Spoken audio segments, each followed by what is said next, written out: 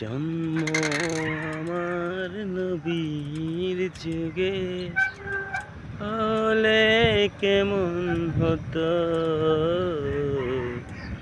জন্ম আমার নবীর যুগে হলে কেমন হতো। নয়নে রাসূল পাক দেখিলে কেমন হতো। আসতো বেশে হযরতে বেলালের মধুর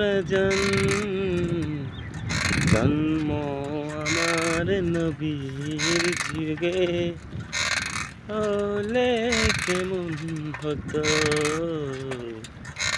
জন্ম আমার নবীর যুগে হলে কেমন হতো।